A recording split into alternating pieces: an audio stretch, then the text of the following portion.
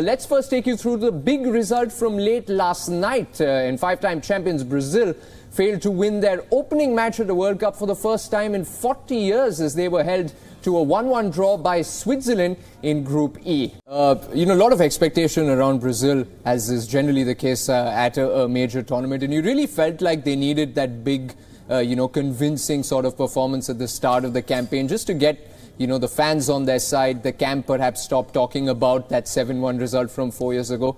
It wasn't a great performance though, was it? No, it wasn't. Sometimes you have to give credit to the opposition. I think obviously after 20 minutes and Coutinho scoring that wonder strike, you thought, here we go, this is what Brazil's promised. They've promised some flair and some attacking football, and it just didn't quite happen. But sometimes, like I said, Switzerland, they pressed quite well. They were at it, they were intense.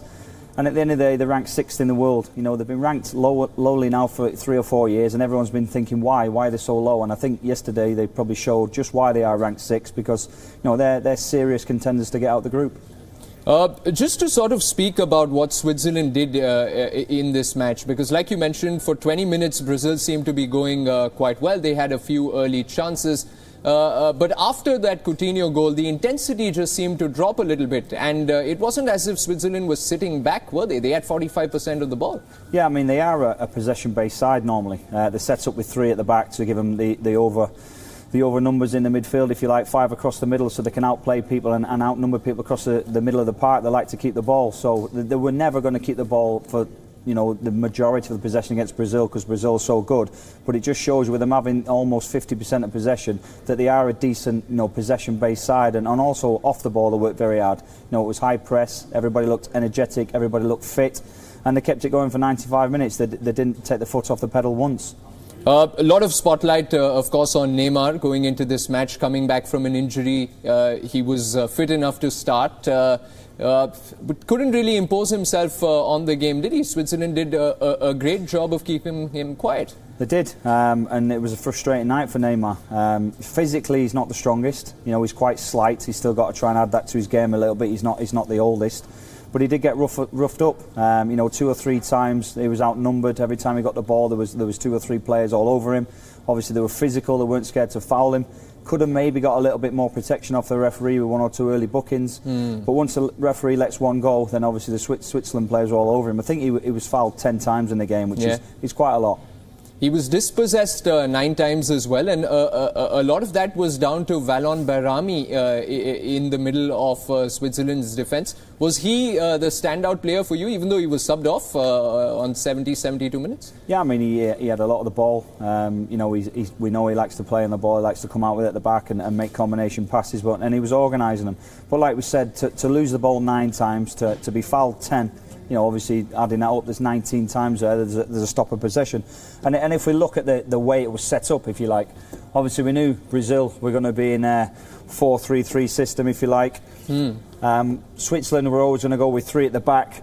And the way the Brazilians lined up, they had obviously Casemiro at the bottom of the 3, Paulinho to the right, and obviously Coutinho, which was brave to play him on the left-hand side of midfield, providing the pass. But it was all about Neymar.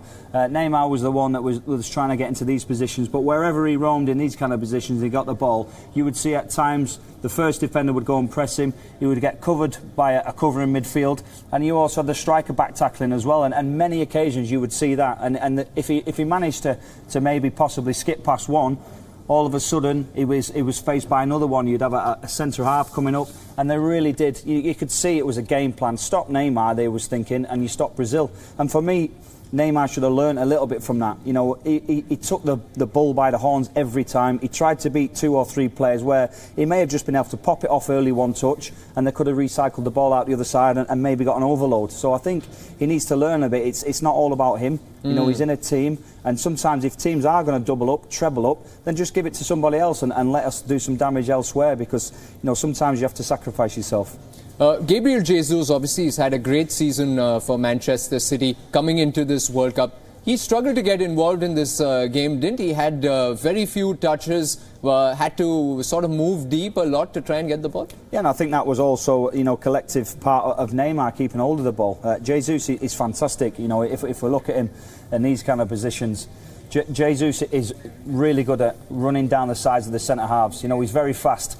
And to go into these kind of positions, he needs feeding. And that was the idea of Coutinho on his side.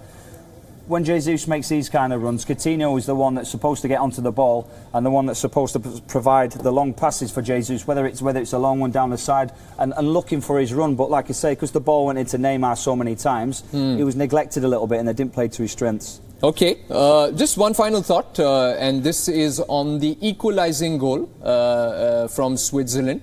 You weren't very happy with the way Brazil had set up to mark that corner, were you? Can you tell us why? Yeah, I mean, I'm not a fan of zonal marking, and you could see quite clearly the Brazilian players. You know, it's hard to maybe demonstrate on a board, but there's 4 players just inside the 6-yard box, and they're marking space. That only works if you've got 4 defenders that are really committed at attacking the ball, maybe having a run, coming out of their zone. And what they did was allow Zuba to get in between them. He got a little bit of a run, which means your trajectory is a little bit higher. You can jump a little bit higher. Yes, he did nudge him a little bit, possibly a VAR, but the momentum of his run, for me, always gives the attacker the chance. I'm a big believer that defenders have to get body contact. If you get body contact against somebody, they can't get the run on you, and it's more of a contest, more physical. So I think for me, the setup I don't like.